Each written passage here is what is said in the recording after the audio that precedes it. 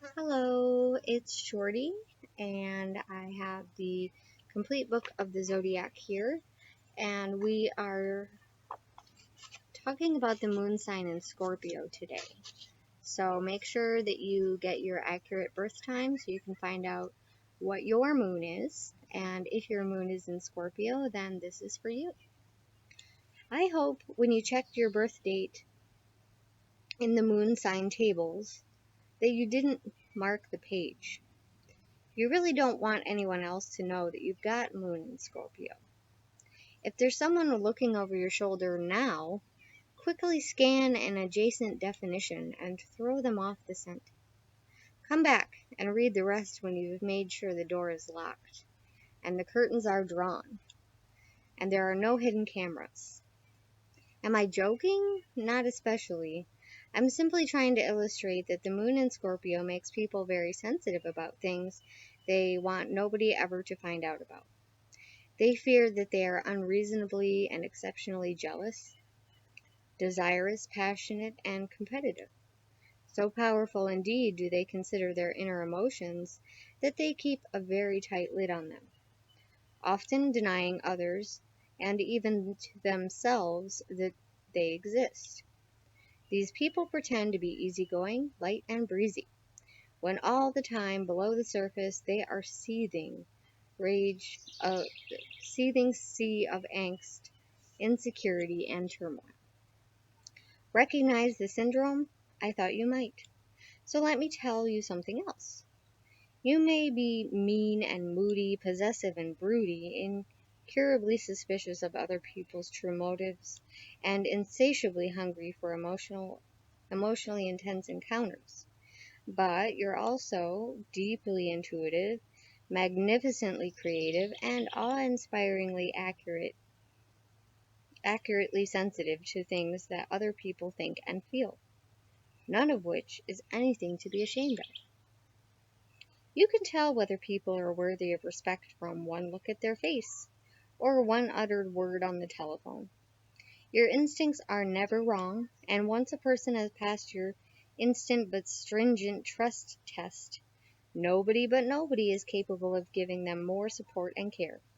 Your compassion is deeper than a magician's pocket. Your loyalty is stronger than a jeweler's safe. It's just a shame that your mind is sharper than a surgeon's knife. As intense as your emotions you experience in your heart are the thoughts that pass through your head. Where other people have opinions, you have judgments. Where others have ideas, you have brain waves. And where others have fears, you have nameless dread. The first two differences are assets. Nobody would dispute this, not even those who sometimes find themselves being outdone by the superior of your intellect.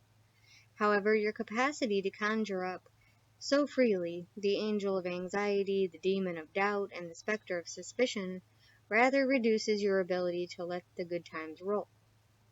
Your loved ones are more than happy to make allowances for this. They have to be, for they are often more aware of your tendency to worry than you are yourself. This, of course, is because primarily you are worrying about them. Most of them appreciate being shown so much concern, but sometimes they wish you would take what you feel a little less seriously. Those who are wisest know that the best way to help you do this is to find a good cause to fight for or a real threat to fend off. And an astrologer can always tell when a person with a moon in Scorpio has got the right career. An astrologer just looks for the one who's smiling because this person has managed to convert his or her lover's emotional energy into the energy of altogether more physical nature. Before I tell you about the darker side of having the moon in Scorpio, I need to level with you. I am trained as an astrologer, not a psychiatrist. The term I'm about to apply to you is one that I really have no right to bandy about, so you can reject it if you wish. If you choose to accept it, please do so only in the understanding that I'm not using it in the medical sense. It's only what it has come to mean in popular parlance which I wish to convey. The word is paranoid. Now, before I qualify this, I want to level with you some more. I've got the moon in Scorpio too, so believe me, I'm not just saying this in order to get at you. You can see how nervously sensitive I am by the amount of stalling I've done before uttering that dreaded word. And you can see how self-defeatingly honest the moon in Scorpio makes me by the fact that I eventually went ahead and said it. We, moon in Scorpios, see far more than is good for us. We cannot deny our instincts, what our instincts are telling us, no matter how much we would like to for the sake of a quiet life. We frequently find ourselves needing to say things that we know others don't want to hear, and not surprisingly, we live in fear of the reaction we're going to get. Often, when we confront others with the truths we have seen, they deny them. Some even actively try to discredit us in an attempt to defend the pretense they wish to keep up. So we close down, clam up, and either become recluses or find a more superficial aspect of our personality to hide behind. Are we really paranoid? No, but the defense mechanisms we're obligated to maintain for our own and others' good sometimes lead us to display all the classic symptoms. Now, having confided this, I have great news. Between now and the year 2008, which was a while ago, Pluto, the ruler of our moon sign, will be passing through Sagittarius, the most expansive and optimistic sign of the zodiac. With each passing year, we lunar Scorpions find that we become less inclined to apologize for, or feel afraid of, our sensitivity, and more easily able to apply our special brand of insight in a more powerful way. So, if you have the moon in Scorpio and the sun in Aries, woe unto the person who ever crosses you. Both your sun and moon are ruled by the Mars, the planet of power, strength, and victory at all costs. Sun in Taurus. Though you are often a little emotionally restless and eager to assert your will, you are also extremely wise, sensitive, and intuitive. Sun in Gemini. Your breezy and bubbly Gemini front is a very convenient mask behind which to hide your deep insight and emotional sensitivity. Sun in Cancer. You're far too sensitive for your own good. You take too much to heart, but then you've got an awful lot of heart to take it all. Sun in Leo. There's an iron fist behind your velvet glove. It only comes out in self-defense, but those who underestimate you should take care. Sun in Leo. Sun in Virgo.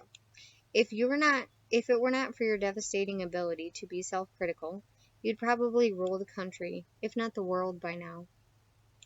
Sun in Libra. You're good at putting your tremendous insight to practical use. People usually find you wise, and money tends to find its way to you. Sun in Scorpio. Others can take you or leave you, for you are who you are, and there will never be any changing you. Most rightly prefer to take you.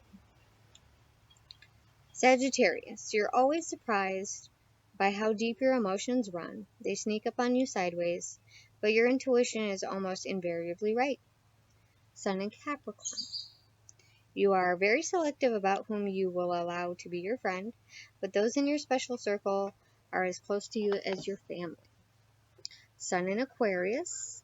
Your Scorpio moon is very conscious of what others think, so it tones down your Aquarian excuses and causes many people to look up to you.